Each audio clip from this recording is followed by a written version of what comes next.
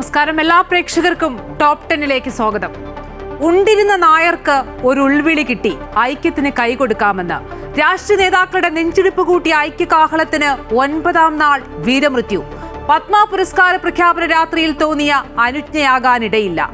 ഐക്യത്തിൽ മടവീഴ്ത്തിയതാരൊക്കെ? ആദ്യം നോക്കാം ഇന്നത്തെ 10 പ്രധാന തലക്കെട്ടുകൾ.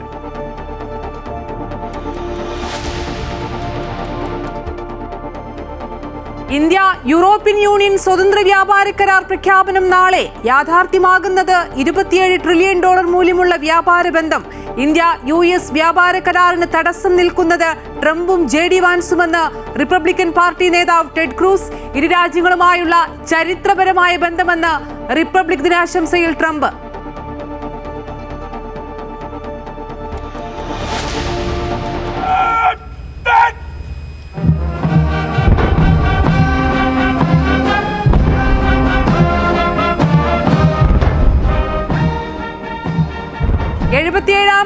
റിപ്പബ്ലിക് ദിനം ആഘോഷിച്ച് രാജ്യം. ധീര സൈനികർക്ക് ആദരമർപ്പിച്ച് പ്രധാനമന്ത്രി നരേന്ദ്രമോദി. കർത്തവ്യപഥിൽ പതാക ഉയർത്തി രാഷ്ട്രപതി ദ്രൗപദി മുർമു. ദൃശ്യവിസ്മയമായി പരേഡിൽ കേരളത്തിൻ്റെതുൾപ്പെടെ 30 ടാബ്ലോകൾ. സംസ്ഥാനത്തും വിപുലമായ ആഘോഷങ്ങൾ. കേന്ദ്രവും സംസ്ഥാനവും ഒരുമിച്ച് നിന്ന് വികസിത ഭാരതത്തിനായി പ്രവർത്തിക്കണമെന്ന് ഗവർണറുടെ റിപ്പബ്ലിക് സന്ദേശം.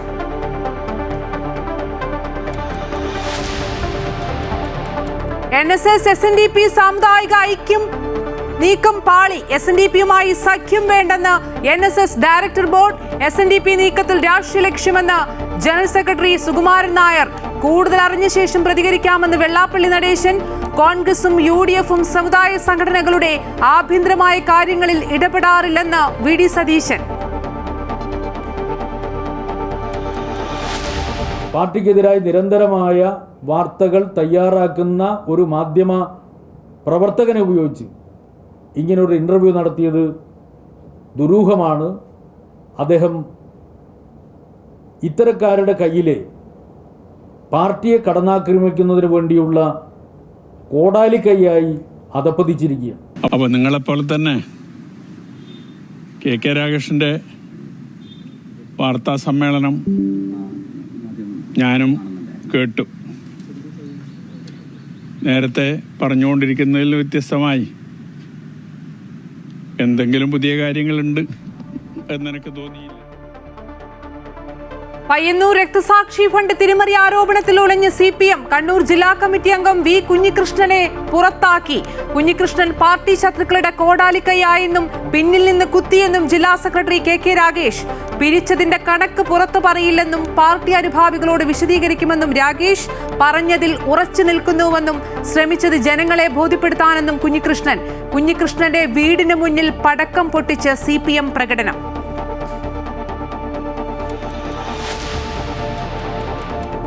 ശബരിമല സ്വർണ്ണക്കൊള്ള കേസിൽ പ്രതികളുടെയും സാക്ഷികളുടെയും മൊഴിപ്പകർപ്പ് ED ഉദ്യോഗസ്ഥർക്ക് കൈമാറാനൊരുങ്ങി SIT. ED ഉദ്യോഗസ്ഥർ നാളെ SIT ഓഫീസിലെത്തി മൊഴിപ്പകർപ്പ് സ്വീകരിക്കും. സ്വർണ്ണക്കൊള്ളയിൽ പ്രതികളെ സംരക്ഷിക്കുന്നുവെന്നാരോപിച്ച് പത്തനംതിട്ടയിൽ മുഖ്യമന്ത്രിക്ക് നേരെ കരിങ്കൊടി പ്രതിഷേധവുമായി യൂത്ത് കോൺഗ്രസ്.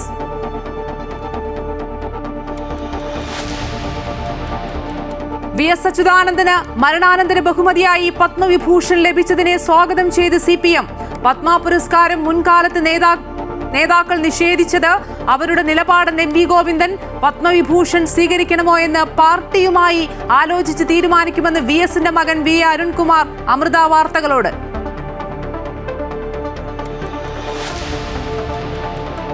തണുത്ത് വിറച്ച് അമേരിക്കയും കാനഡയും. മരണം 17ആയി. വൈദ്യുതി ബന്ധവും ഗതാഗത സംവിധാനവും താറുമാറായി. നിരവധി വിമാന സർവീസുകൾ റദ്ദാക്കി. വിമാനത്താവളങ്ങളിൽ കുടുങ്ങിയ ആയിരങ്ങൾ. വരും ദിവസങ്ങളിൽ ശൈത്യം കടുക്കുമെന്ന് മുന്നറിയിപ്പ്.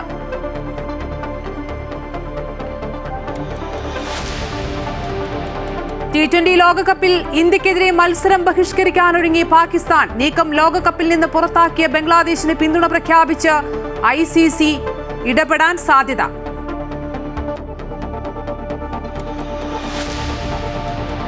നാളെ അഖിലേന്ത്യാ ബാങ്ക് പണിമുടക്ക്. പ്രവൃത്തി ദിനം ആഴ്ചയിൽ 5 ദിവസമാക്കണമെന്ന ആവശ്യം. 2ാം ശനിയും ഞായറും റിപ്പബ്ലിക് ദിനവും ഉൾപ്പെടെ ബാങ്കിംഗ് മേഖല സ്തംഭിക്കുന്നത് തുടർച്ചയായ 4ാം ദിനം.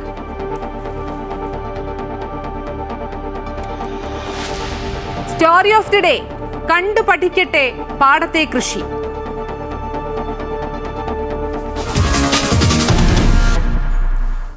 അമേരിക്കയുടെ താരിഫ് ഭീഷണിയെ മറികടക്കാനുള്ള ഇന്ത്യയുടെ ശ്രമം നിർണായക ഘട്ടത്തിൽ. ഇന്ത്യ യൂറോപ്യൻ യൂണിയൻ സ്വതന്ത്ര വ്യാപാര കരാർ പ്രഖ്യാപനം നാളെ. വ്യാപാര കരാർ സംബന്ധിച്ച ചർച്ചകൾ പൂർത്തിയായി.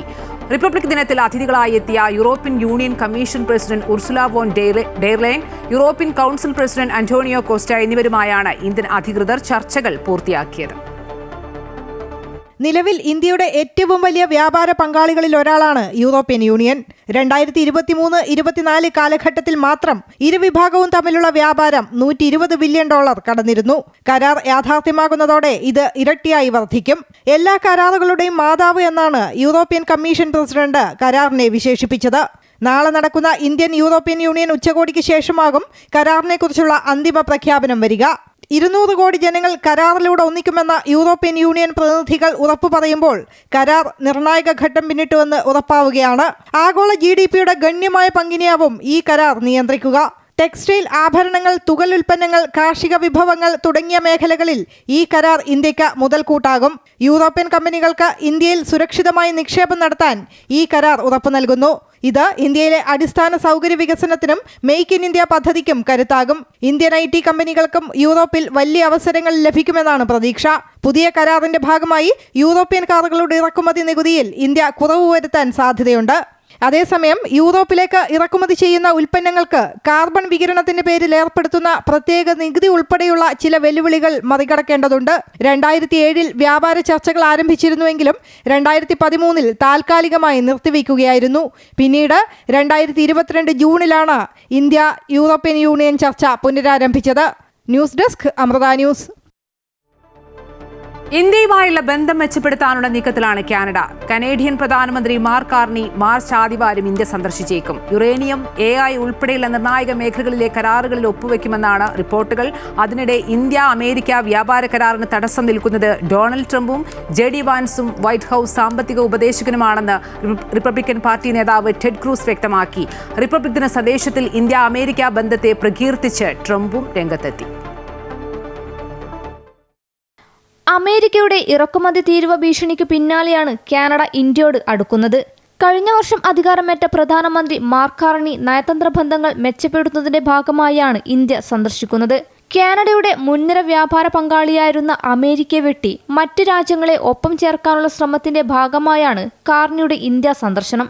കനേഡിയൻ പ്രധാനമന്ത്രി മാർക്ക് കാർണി മാർച്ച് ആദ്യവാരം ഇന്ത്യ സന്ദർശിക്കുമെന്ന് ഇന്ത്യൻ ഹൈക്കമ്മീഷണർ വ്യക്തമാക്കി.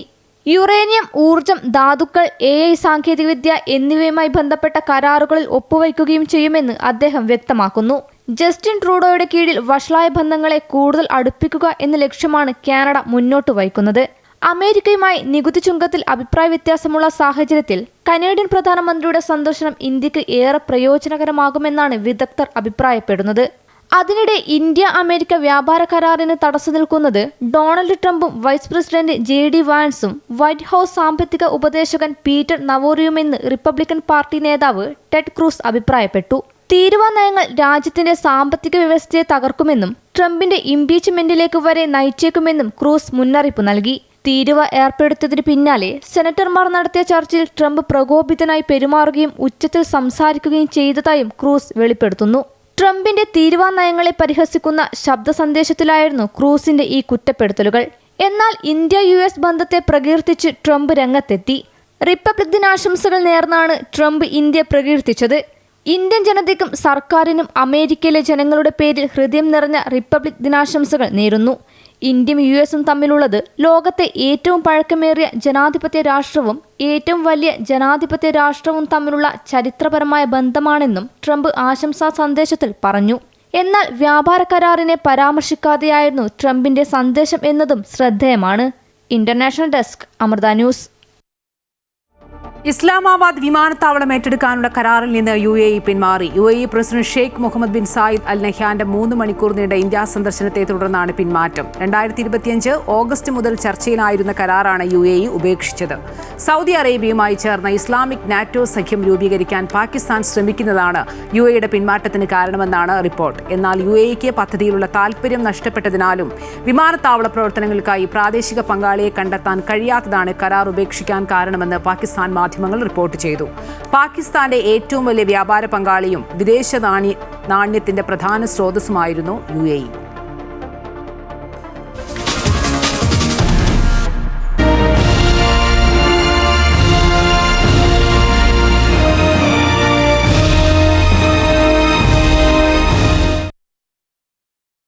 എഴുപത്തിയേഴാമത് റിപ്പബ്ലിക് ദിനം വിപുലമായി ആഘോഷിച്ച് രാജ്യത്തിന്റെ കരുത്ത് ലോകത്തിന് കാട്ടിക്കൊടുക്കുന്ന പ്രൗഢഗംഭീരമായ പരേഡാണ് കർത്തവ്യപഥിൽ അരങ്ങേറിയത്.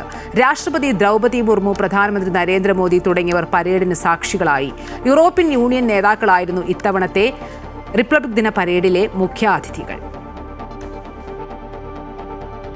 ഇന്ത്യൻ സൈനിക കരുത്തുകാട്ടി എന്തിനും രാജ്യം സുസജ്ജമെന്ന് ലോകത്തോട് വിളിച്ചോതുന്ന പ്രൗഢഗംഭീര പരേഡിനാണ് കർത്തവ്യപഥ് സാക്ഷ്യം വഹിച്ചത്. രാവിലെ ദേശീയ യുദ്ധസ്മാരകത്തിലെത്തി പ്രധാനമന്ത്രി നരേന്ദ്രമോദി ധീരസൈനികർക്ക് ആദരമർപ്പിച്ചതിന് പിന്നാലെയാണ് ചടങ്ങുകൾക്ക് തുടക്കമായത്. പ്രതിരോധ മന്ത്രിക്കും സേനാ മേധാവികൾക്കുമൊപ്പമായിരുന്നു പ്രധാനമന്ത്രി എത്തിയത്.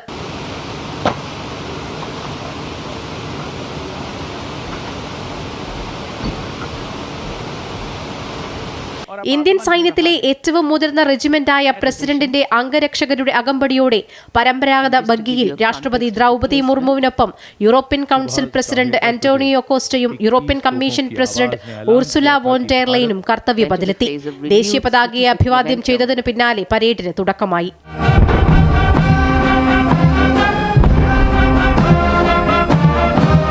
കർത്തവ്യപഥിലൂടെ കടന്നുപോയ സൈനിക, അർദ്ധസൈനിക വിഭാഗങ്ങളും നിശ്ചല ദൃശ്യങ്ങളും രാജ്യത്തിന്റെ നേട്ടങ്ങളുടെ കഥകളാണ് പങ്കുവച്ചത്. വന്ദേമാതരത്തിന്റെ 150-ാം വാർഷികവും ഓപ്പറേഷൻ സിന്ദൂറുമായിരുന്നു പരേഡിന്റെ പ്രധാന പ്രമേയം. ബ്രഹ്മോസ് ആകാശ് മിസൈൽ സംവിധാനങ്ങൾ, സൂര്യാസ്ത്ര റോക്കറ്റ് ലോഞ്ചർ, മെയിൻ ബാറ്റിൽ ടാങ്ക് അർജുൻ എന്നിവ പരേഡിൽ അഭിമാനമായി മാറി. ഇന്ത്യൻ സൈന്യം ആദ്യമായി പരേഡിൽ ബാറ്റിൽ അറേ ഫോർമേഷൻ പ്രദർശിപ്പിച്ചു. You can see Bajrang formation comprising 6 Rafale fighter aircraft have stopped to stare at these Rafales. കരസേനയിൽ പുതുതായി രൂപീകരിച്ച ഭൈരവ് ബറ്റാലിയനും ഒപ്പം കൗതുക കാഴ്ചയായി കരസേനയുടെ മൃഗസംരക്ഷണ വിഭാഗവും പരേഡിൽ ശ്രദ്ധ നേടി. വ്യോമസേനയൊരുക്കിയ 29 വിമാനങ്ങളുടെ അഭ്യാസ പ്രകടനം ആകാശത്ത് വിസ്മയമൊരുക്കി. Comprising 2 Rafale, 2 Sukhoi, 2 MiG-29. Keralam ഉൾപ്പെടെയുള്ള സംസ്ഥാനങ്ങൾ, കേന്ദ്രഭരണ പ്രദേശങ്ങൾ, വിവിധ മന്ത്രാലയങ്ങൾ എന്നിവയിൽ നിന്നുള്ള മൊത്തം 30 ടാബ്ലോകളാണ് കർത്തവ്യപഥിലൂടെ നീങ്ങിയത്. 2 വർഷത്തെ ഇടവേളയ്ക്ക് ശേഷമാണ് കേരളം നിശ്ചല ദൃശ്യം അവതരിപ്പിച്ചത്. स्मार्टफोन और लैपटॉप पर काम करते हुए देखा जा सकता है. झांकी में वाटर में चुनाव है. 77 വർഷം കൊണ്ട് രാജ്യം ആർജിച്ചെടുത്ത കരുത്ത് കർത്തവ്യപഥിലൂടെ നടന്നു നീങ്ങിയപ്പോൾ അത് ഓരോ ഇന്ത്യക്കാരനും അഭിമാനിക്കാനുള്ള നിമിഷമായി മാറി.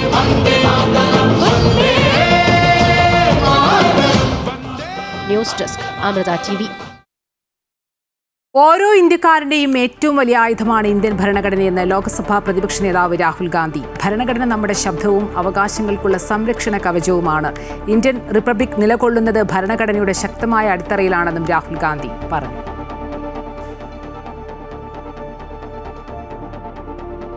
എഴുപത്തിയേഴാമത് റിപ്പബ്ലിക് ദിനം ആഘോഷിച്ച് സംസ്ഥാനവും. തിരുവനന്തപുരം സെൻട്രൽ സ്റ്റേഡിയത്തിൽ നടന്ന ആഘോഷത്തിൽ ഗവർണർ രാജേന്ദ്ര അർലേക്കർ പതാക ഉയർത്തി.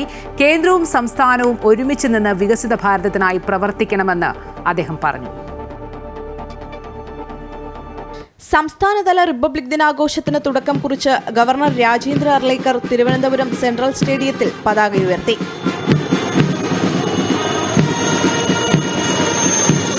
വായുസേനയുടെ പുഷ്പവൃഷ്ടിക്ക് ശേഷം വിവിധ സേനാ വിഭാഗങ്ങളുടെയും അശ്വാരൂഢ സേന, സംസ്ഥാന police, NCC, scout, guides, student police കേഡറ്റുകൾ, NSS വളണ്ടിയർമാർ എന്നിവയുടെ അഭിവാദ്യം ഗവർണർ സ്വീകരിച്ചു.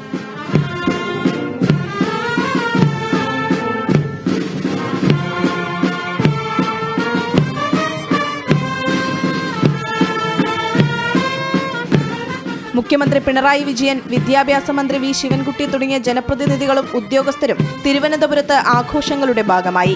കേന്ദ്രവും സംസ്ഥാനവും ശത്രുക്കളല്ലെന്നും വികസിത ഭാരതത്തിനായി ഒരുമിച്ച് പ്രവർത്തിക്കണമെന്നും ഗവർണർ റിപ്പബ്ലിക് ദിന സന്ദേശത്തിൽ പറഞ്ഞു. നിയമസഭാ തെരഞ്ഞെടുപ്പ് അടുക്കുകയാണ്. എല്ലാ പൗരന്മാരും വോട്ടവകാശം വിനിയോഗിക്കണമെന്നും അദ്ദേഹം ആവശ്യപ്പെട്ടു. That the center and the state should be on different roles. We are not enemies, neither center nor state. All have to follow the path of coming together, having hand in hand and walking together towards the progress of this country. സംസ്ഥാനത്ത് ആദ്യമായാണ് national service കേഡറ്റുകൾ പരേഡിന്റെ ഭാഗമാകുന്നത്. പരേഡിന് ശേഷം വിദ്യാർത്ഥികളുടെ കലാപരിപാടികളും അരങ്ങേറി.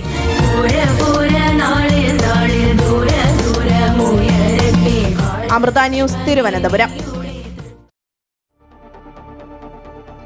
Republic ദിനത്തോടനുബന്ധിച്ച് ജില്ലകളിലും വിപുലമായ ആഘോഷങ്ങളാണ് സംഘടിപ്പിച്ചത്. മന്ത്രിമാർ പതാക ഉയർത്തി അഭിവാദ്യം സ്വീകരിച്ചു. കൊല്ലം ജില്ലയിലെ റിപ്പബ്ലിക് ദിനാഘോഷത്തിൽ മന്ത്രി KB ഗണേഷ് കുമാർ ദേശീയ പതാക ഉയർത്തി. കൊല്ലം ആശ്രമ മൈതാനിയിൽ നടന്ന പരേഡിൽ മന്ത്രി അഭിവാദ്യം സ്വീകരിച്ചു. ആരോഗ്യമന്ത്രി വീണ ജോർജ് പത്തനംതിട്ട കാത്തലിക് കോളേജ് മൈതാനിയിൽ പതാക ഉയർത്തി സല്യൂട്ട് സ്വീകരിച്ചു. ഭരണഘടന ഒരു നിയന്ത്രണ രേഖ അല്ല എന്നും ഭരണഘടനയുടെ കാവലാളാവുക എന്നത് എല്ലാവരുടെയും ഉത്തരവാദിത്തമാണെന്നും ആലപ്പുഴയിൽ ദേശീയ പതാക ഉയർത്തിയ ശേഷം റിപ്പബ്ലിക് ദിന സന്ദേശത്തിൽ മന്ത്രി P. പ്രസാദ് പറഞ്ഞു. കോട്ടയം പോലീസ് പരേഡ് ഗ്രൗണ്ടിൽ നടന്ന ജില്ലാതല ചടങ്ങിൽ മന്ത്രി VN വാസവൻ ദേശീയ പതാക ഉയർത്തി. ക്രൈസ്തവർക്കും മുസ്ലിങ്ങൾക്കുമെതിരെ രാജ്യത്ത് അക്രമങ്ങൾ വർദ്ധിക്കുന്നുവെന്ന് റിപ്പബ്ലിക് ദിന സന്ദേശത്തിൽ മന്ത്രി പറഞ്ഞു. ഇടുക്കി IDA ഗ്രൗണ്ടിൽ നടന്ന പരിപാടിയിൽ മന്ത്രി റോഷി അഗസ്റ്റിൻ പതാക ഉയർത്തി. എറണാകുളം ജില്ലാതല ആഘോഷ പരിപാടികൾ കാക്കനാട് സിവിൽ സ്റ്റേഷൻ പരേഡ് ഗ്രൗണ്ടിലാണ് നടന്നത്. വ്യവസായ മന്ത്രി P. രാജീവ് ദേശീയ പതാക ഉയർത്തി സല്യൂട്ട് സ്വീകരിച്ചു. ഭരണഘടനയുടെ അടിസ്ഥാന ശിലകളുടെ അന്തസത്ത ഉൾക്കൊണ്ട് മുന്നോട്ട് പോകുമ്പോഴാണ് അത് ജീവിക്കാനുള്ളതാകുന്നതെന്ന് മന്ത്രി P. രാജീവ് പറഞ്ഞു. തൃശൂർ തേക്കിൻകാട് മൈതാനിയിൽ പ്രത്യേകം തയ്യാറാക്കിയ വേദിയിൽ മുഖ്യാതിഥി റവന്യൂ മന്ത്രി K. രാജൻ ദേശീയ പതാക ഉയർത്തി. പാലക്കാട് കോട്ട മൈതാനത്ത് വൈദ്യുതി മന്ത്രി K. കൃഷ്ണൻകുട്ടിയാണ് പതാക ഉയർത്തിയത്.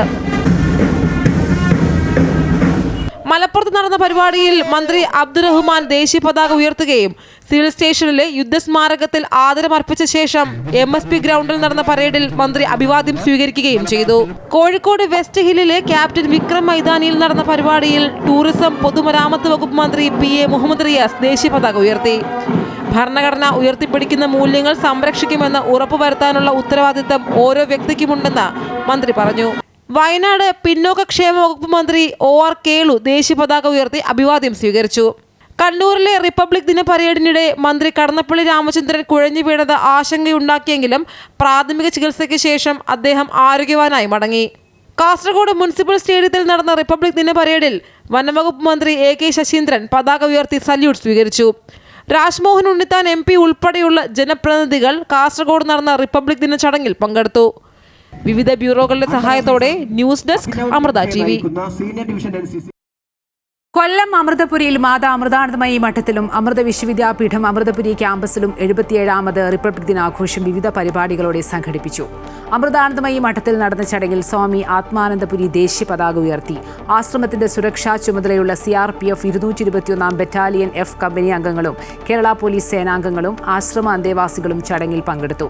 അമൃതപുരി ക്യാമ്പസിൽ നടന്ന ചടങ്ങിൽ Amrita Vishwavidyapeetham pro vice chancellor doctor Manisha V. Ramesh ദേശീയ പതാക ഉയർത്തി.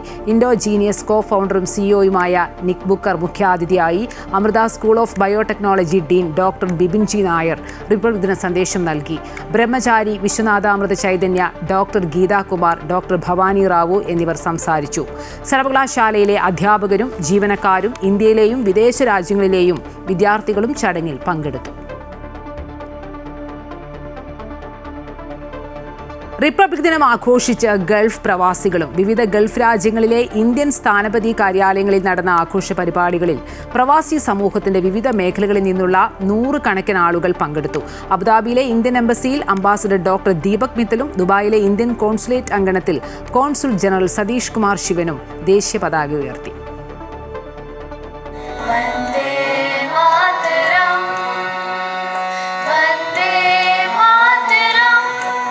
ഗൾഫ് രാജ്യങ്ങളിലെ ഇന്ത്യൻ സ്ഥാനപതി കാര്യാലയങ്ങളിൽ നടന്ന 77ാമത് റിപ്പബ്ലിക് ദിനാഘോഷങ്ങളിൽ പങ്കെടുക്കാൻ പുലർച്ചെ മുതൽ പ്രവാസി ഇന്ത്യക്കാർ എത്തി. തൊഴിലാളികളും സംരംഭകരും വീട്ടമ്മമാരും വിദ്യാർത്ഥികളും ഉൾപ്പെടെ പ്രവാസി സമൂഹത്തിന്റെ വിവിധ തുറകളിൽ നിന്നുള്ളവർ ആഘോഷ പരിപാടികളിൽ പങ്കാളികളായി. അബുദാബി ഇന്ത്യൻ എംബസിയിൽ നടന്ന ചടങ്ങിൽ UAE-യിലെ ഇന്ത്യൻ സ്ഥാനപതി ഡോക്ടർ ദീപക് മിത്തൽ ദേശീയ പതാക ഉയർത്തി. രാഷ്ട്രപതിയുടെ റിപ്പബ്ലിക് ദിന സന്ദേശത്തിലെ പ്രസക്ത ഭാഗങ്ങൾ പ്രവാസികൾക്കായി അദ്ദേഹം വായിച്ചു. വിവിധ കലാപരിപാടികളും അരങ്ങേറി. ദുബായിൽ പുലർച്ചെ പെയ്ത നേർത്ത മഴയുടെ പശ്ചാത്തലത്തിലാണ് റിപ്പബ്ലിക് ദിനാഘോഷങ്ങൾ നടന്നത്. കോൺസുൽ ജനറൽ സതീഷ് കുമാർ ശിവൻ ദേശീയ പതാക ഉയർത്തി. ഇന്ത്യയും UAE-യുമായുള്ള നയതന്ത്ര വ്യാപാര സൗഹൃദ ബന്ധത്തെക്കുറിച്ച് സംസാരിച്ച കോൺസുൽ ജനറൽ രാഷ്ട്രപതിയുടെ റിപ്പബ്ലിക് ദിന സന്ദേശത്തിലെ പ്രസക്ത ഭാഗങ്ങളും വായിച്ചു. Indians in UAE have been extremely special, being the largest Indian diaspora outside of India. They have always proud flag bearers of our country. They have contributed immensely to this country, to our nation, and also to building bridges between India and UAE. FOI യുവ team അവതരിപ്പിച്ച സമൂഹ നൃത്തം, ദേശഭക്തി ഗാനാലാപനം തുടങ്ങി വിവിധ കലാപരിപാടികളും അരങ്ങേറി.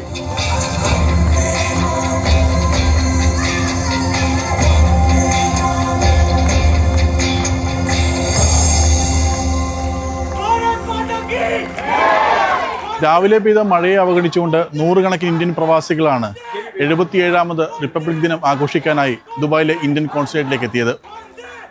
Jerin ജേക്കബിനൊപ്പം Sreeraj Kaimal, Amrita news.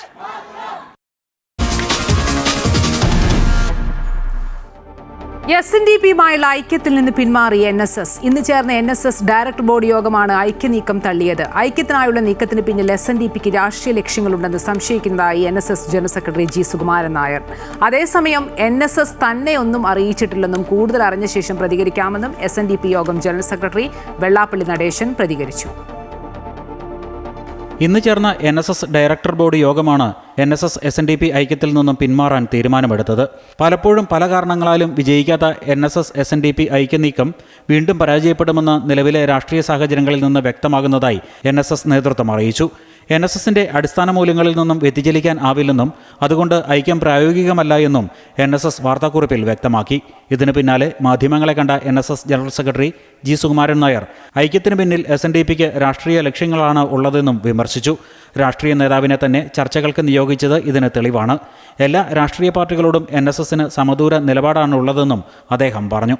ഞങ്ങൾ ഐക്യത്തിലൊന്നും ആയില്ല, അതിൻ്റെ ആരംഭഘട്ടത്തിലേക്ക് വന്നതേ ഉള്ളൂ. അപ്പോഴേ തന്നെ വേറൊരു രാഷ്ട്രീയക്കാരനെയാണ് അതിനെ ചർച്ചയ്ക്ക് വിടുന്നത്. ഇപ്പോൾ പിന്നെ ഞാൻ അതിൻ്റെ ഉള്ളിലേക്ക് രഹസ്യം എന്തോന്നാന്ന് നമ്മൾ അന്വേഷിക്കേണ്ട കാര്യമാണ്. SNDPയുമായി സൗഹാർദ്ദപരമായ നിലപാട് തുടരുമെന്നും സുകുമാരൻ നായർ വ്യക്തമാക്കി. അതേസമയം NSS തന്നെയൊന്നും അറിയിച്ചിട്ടില്ല എന്നും മാധ്യമങ്ങളിലൂടെയാണ് വിവരം അറിഞ്ഞതെന്നും SNDP യോഗം ജനറൽ സെക്രട്ടറി വെള്ളാപ്പള്ളി നടേശൻ പറഞ്ഞു. ഇതിനെപ്പറ്റി ഒരു ചോദ്യങ്ങളോ അതിന് മറുപടികളോ നമുക്കിപ്പോൾ അപ്രസക്തമാണ്. അതുകൊണ്ട് പ്ലീസ് ഈ ചർച്ച ഇപ്പോൾ വേണ്ട, കുറച്ച് കഴിയട്ടെ. നിയമസഭാ തെരഞ്ഞെടുപ്പ് പടിവാതിൽക്കൽ എത്തി നിൽക്കെ NSS SNDP ഐക്യം വലിയ രാഷ്ട്രീയ ചർച്ചകൾക്ക് വഴിയൊരുക്കിയിരുന്നു. NSS പിന്മാറിയതോടെ ഐക്യം അടഞ്ഞ അധ്യായമായി മാറിയിരിക്കുകയാണ്. അമൃത ന്യൂസ്, കോട്ടയം. സമുദായ സംഘടനകളുടെ ആഭ്യന്തര കാര്യത്തിൽ ഇടപെടാനില്ലെന്ന് പ്രതിപക്ഷ നേതാവ് VD സതീശൻ. ഞങ്ങളുടെ കാര്യത്തിൽ ഇടപെടാൻ ആരെയും സമ്മതിക്കാറുമില്ല എന്നും അദ്ദേഹം പറഞ്ഞു. അവാർഡ് നേടിയ വെള്ളാപ്പള്ളി നടേശനെ അഭിനന്ദിക്കുന്നുവെന്നും VD സതീശൻ. ഞങ്ങൾ UDFും കോൺഗ്രസും സമുദായ സംഘടനകളുടെ ആഭ്യന്തരമായ കാര്യങ്ങളിൽ ഞങ്ങൾ ഇടപെടാറില്ല. ഞങ്ങളുടെ കാര്യത്തിൽ ഇടപെടാൻ ഞങ്ങൾ ആരെയും സമ്മതിക്കാറുമില്ല. അത്രയേ ഉള്ളൂ പ്രശ്നം. അവർ നമ്മുടെ കാര്യത്തിൽ ഇടപെടരുതെന്ന് നമ്മൾ പറയുന്നത് പോലെ അവരുടെ കാര്യത്തിൽ നമ്മളും ഇടപെടാൻ പാടില്ല. അവർക്ക് എന്ത് തീരുമാനം വേണമെങ്കിലും എടുക്കാം. അവർ യോജിച്ചു. NSS ഒരു കാലത്തും വർഗീയ നിലപാട് സ്വീകരിച്ചിട്ടില്ലെന്നും സമദൂര നിലപാടെന്ന ആശയമാണ് NSSന്റേതെന്നും മുസ്ലിം ലീഗ് ദേശീയ ജനറൽ സെക്രട്ടറി PK കുഞ്ഞാലിക്കുട്ടി. SNDPയും ഒരു കാലത്ത് സ്വതന്ത്ര നിലപാടാണ് സ്വീകരിച്ചിരുന്നത്. പിന്നീട് വ്യതിയാനം സംഭവിച്ചു.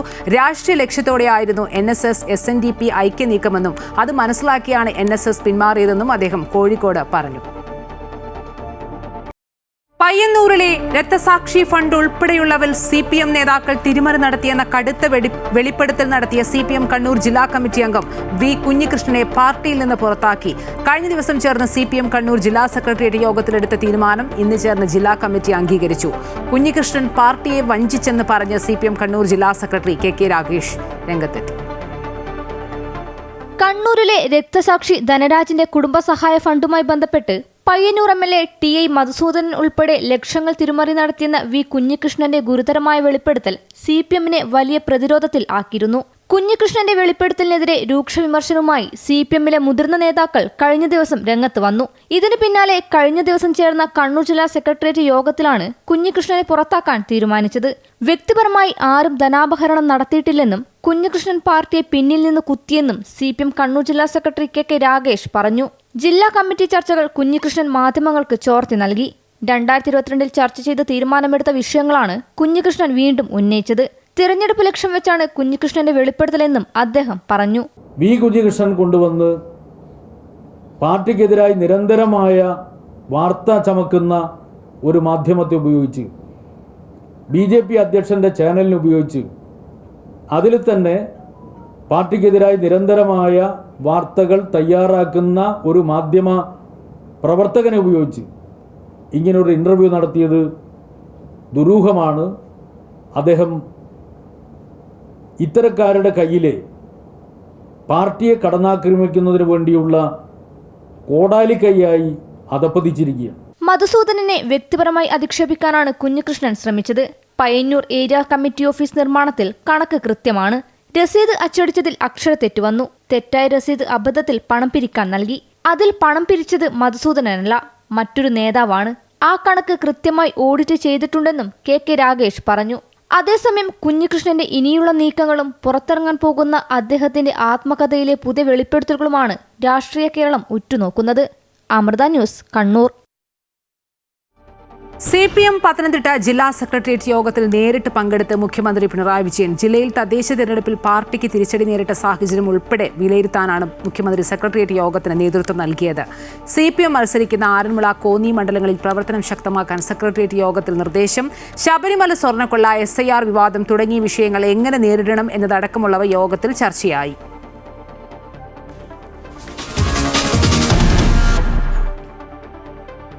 ശബരിമല സ്വർണ്ണക്കൊള്ളയിൽ ED ഉദ്യോഗസ്ഥർക്ക് മൊഴികളുടെ പകർപ്പ് കൈമാറാൻ SIT. പ്രതികളുടെ മൊഴികളും സാക്ഷിമൊഴികളും നൽകും. നാളെ ED ഉദ്യോഗസ്ഥർ SIT ഓഫീസിലെത്തി രേഖകൾ പരിശോധിക്കും. പ്രതികളുടെയും സാക്ഷികളുടെയും മൊഴികൾ ED റെയ്ഡിനു മുമ്പ് SITയോട് ആവശ്യപ്പെട്ടിരുന്നു. രേഖകൾ നൽകാതിരുന്നാൽ നിയമതർക്കമാകുമെന്നതിനാലാണ് SIT മേധാവി H. വെങ്കിടേഷ് മൊഴിപ്പകർപ്പുകൾ EDക്ക് കൈമാറാൻ തീരുമാനിച്ചത്. ED ഉദ്യോഗസ്ഥർ SITയുമായി ചർച്ച നടത്തിയ ശേഷം രേഖകൾ പരിശോധിച്ച് ആവശ്യമുള്ളവ കൈമാറും. പ്രതികളുടെ മൊഴിപ്പകർപ്പുകൾ ആവശ്യപ്പെട്ട് SITക്ക് ED കത്തയച്ചിരുന്നു. വിശദമായ മൊഴിപ്പകർപ്പുകൾ ആവശ്യമാണെന്ന് ED വ്യക്തമാക്കിയിരുന്നു. സ്വർണ്ണക്കൊള്ളക്കേസിൽ ഉണ്ണികൃഷ്ണൻ പോറ്റിയെ SIT വീണ്ടും ചോദ്യം ചെയ്തു. കട്ടളപ്പാളി കേസിൽ കൂടുതൽ വ്യക്തത തേടിയ ചോദ്യം ചെയ്യൽ. കേസിൽ കുറ്റപത്രം സമർപ്പിക്കാനുള്ള നടപടികളും വേഗത്തിലാക്കിയതായി SIT അറിയിച്ചു. കുറ്റപത്രം നൽകാത്തതോടെ സ്വർണ്ണക്കൊള്ളയിൽ പ്രതിയായിരുന്ന മുൻ അഡ്മിനിസ്ട്രേറ്റീവ് ഓഫീസർ മുരാരി ബാബുവിന് ജാമ്യം ലഭിച്ചിരുന്നു. കുറ്റപത്രം വൈകിയാൽ ഉണ്ണികൃഷ്ണൻ പോറ്റി ഉൾപ്പെടെയുള്ള പ്രതികൾ ജയിൽ മോചിതരാകും. അമൃത ന്യൂസ്, തിരുവനന്തപുരം. മുഖ്യമന്ത്രിക്ക് നേരെ കരിങ്കൊടി പ്രതിഷേധവുമായി യൂത്ത് കോൺഗ്രസ് പ്രവർത്തകർ. ശബരിമല സ്വർണ്ണക്കൊള്ളയിൽ പ്രതികളെ സംരക്ഷിക്കുന്ന നിലപാടാണ് സർക്കാരിൻ്റേത് എന്നാരോപിച്ചായിരുന്നു പ്രതിഷേധം. പത്തനംതിട്ട ജില്ലാ സെക്രട്ടേറിയറ്റിൽ പങ്കെടുക്കുന്നതിന് മുമ്പ് വിശ്രമിക്കാൻ ഗസ്റ്റ് ഹൌസിലേക്ക് പോകുന്ന വഴിയാണ് പ്രവർത്തകർ മുഖ്യമന്ത്രിക്ക് നേരെ കരിങ്കൊടി വീശിയത്.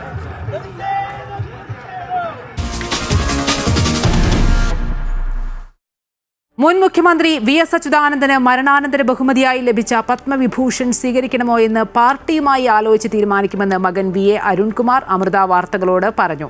പുരസ്കാരം കിട്ടിയതിൽ സന്തോഷമുണ്ടെങ്കിലും തീരുമാനം ഒറ്റയ്ക്കെടുക്കില്ലെന്നും മകൻ വ്യക്തമാക്കി.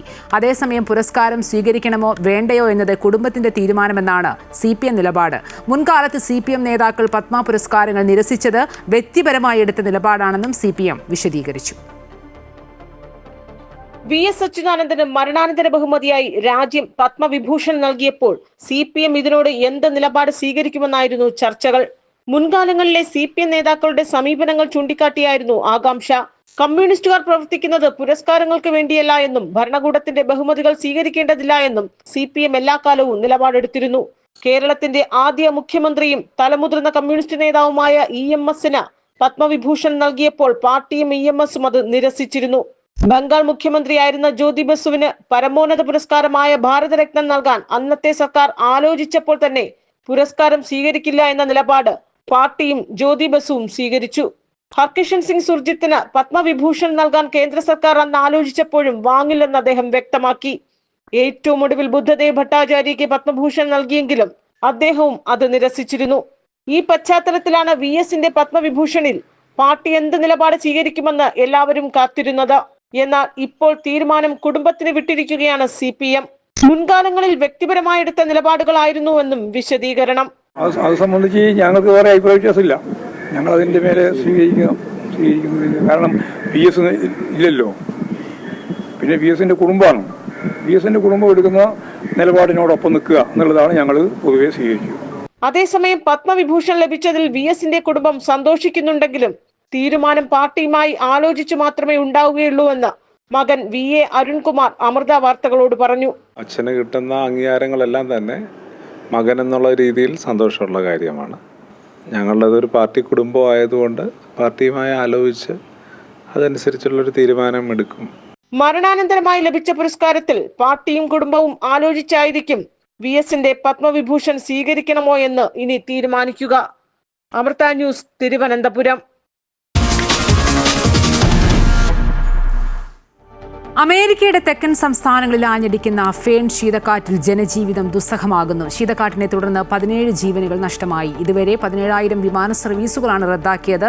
ലക്ഷക്കണക്കിന് വീടുകളിൽ വൈദ്യുതി ബന്ധം വിച്ഛേദിക്കപ്പെട്ടു. ഗതാഗത സംവിധാനങ്ങൾ താറുമാറായി. 24 സംസ്ഥാനങ്ങളിൽ പ്രസിഡന്റ് ഡൊണാൾഡ് ട്രംപ് അടിയന്തരാവസ്ഥ പ്രഖ്യാപിച്ചു. അമേരിക്കൻ ഐക്യനാടുകളുടെ പകുതിയിലധികം ഭാഗങ്ങളെ നിശ്ചലമാക്കി ഫേൺ ശീതക്കാറ്റും മഞ്ഞുവീഴ്ചയും തുടരുകയാണ്. ആകെയുള്ള 35 കോടി ജനസംഖ്യയിൽ ഏകദേശം 23 കോടി ജനങ്ങളെ നേരിട്ട് ബാധിക്കുന്ന പ്രകൃതിക്ഷോഭത്തിൽ കനത്ത നാശനഷ്ടങ്ങളാണ് ഉണ്ടായിരിക്കുന്നത്. കനത്ത ഹിമക്കാറ്റ് ജനജീവിതം ദുസ്സഹമാക്കി. പ്രതികൂല കാലാവസ്ഥയിൽ ഇതുവരെ റദ്ദാക്കിയ വിമാന സർവീസുകളുടെ എണ്ണം 17,000 കടന്നു. 10 ലക്ഷത്തോളം വീടുകളിലും സ്ഥാപനങ്ങളിലും വൈദ്യുതി ബന്ധം വിച്ഛേദിക്കപ്പെട്ടിരിക്കുകയാണ്. ചരിത്രപരമായ മഞ്ഞുവീഴ്ചയെന്നാണ് US പ്രസിഡന്റ് ഡൊണാൾഡ് ട്രംപ് ഇതിനെ വിശേഷിപ്പിച്ചത്. South Carolina, Virginia, Tennessee, Georgia, North Carolina, Maryland, Arkansas, Kentucky, Louisiana, Mississippi, Indiana, West Virginia എന്നീ സംസ്ഥാനങ്ങളിലെ അടിയന്തര സാഹചര്യം നേരിടാനുള്ള സഹായങ്ങളും പ്രഖ്യാപിച്ചു.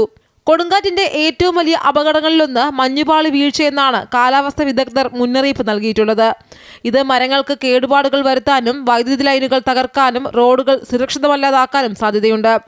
കൊടുങ്കാറ്റ് വെർജീനിയ ഭാഗത്തെത്തിയപ്പോൾ 200-ലധികം വാഹനാപകടങ്ങൾ റിപ്പോർട്ട് ചെയ്തതായി പ്രാദേശിക മാധ്യമങ്ങൾ റിപ്പോർട്ട് ചെയ്തു. അതേസമയം കാലാവസ്ഥ മോശമായ സാഹചര്യത്തിൽ രാജ്യത്തുടനീളമുള്ള സ്കൂളുകളിൽ അവധി പ്രഖ്യാപിച്ചു. ഇന്ന് വൈകുന്നേരം നടത്താനിരുന്ന വോട്ടെടുപ്പും US സെനറ്റ് റദ്ദാക്കി. International desk, Amrita TV.